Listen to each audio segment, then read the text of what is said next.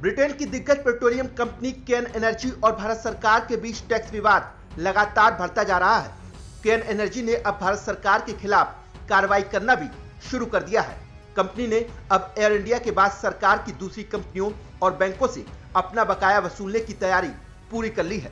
केन energy ने Paris में भारत सरकार के ओनरशिप वाली 20 कंपनियों को फ्रीज कर दिया है।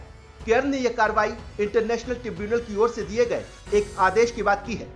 इस आदेश में लिखा है कि केन एनर्जी को भारत सरकार 1.7 बिलियन डॉलर यानी करीब 12,600 करोड़ रुपए का भुगतान करेगी।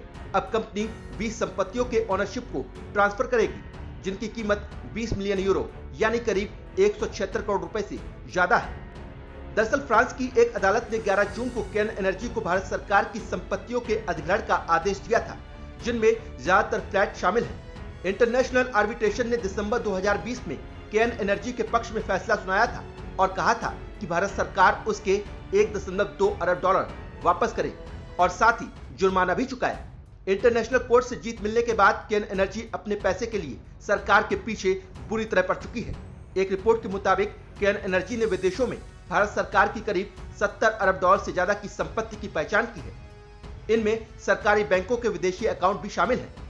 अगर केन एनर्जी और भारत सरकार के बीच सेटलमेंट नहीं हुआ तो कंपनी इन अकाउंट्स को सीज कर सकती है।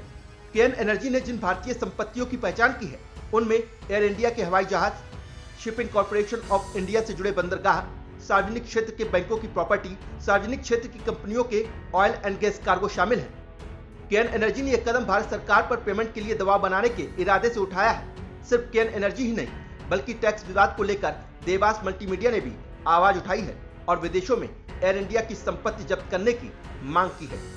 देवास मल्टीमीडिया केंद्र सरकार से 1.2 अरब डॉलर से ज्यादा की रिकवरी के लिए एयर इंडिया को निशाना बना रही है। इसके तहत कंपनी विदेशों में एयर इंडिया के एसेट्स को जब्त करने की कोशिश कर रही है। सरकार और देवास मल्टीमीडिया के बीच ये विवाद 10 साल पुराना है। दूसरी ओर केंद्र सरकार घाटे में चल रही एयर इंडिया को बेचने की कोशिश कर रही है, लेकिन इस तरह के कानूनी मामलों से उसकी योजना को झटका लग सकता है।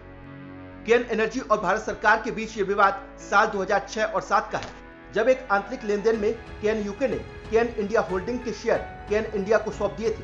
टैक्स डिपार्टमेंट ने केन इंडिया का आईपीओ आने से पहले हुए इस ट्रांजैक्शन से कंपनी को कैपिटल गेन्स होने का दावा किया और उससे 24,500 करोड़ रुपए का टैक्स मांगा।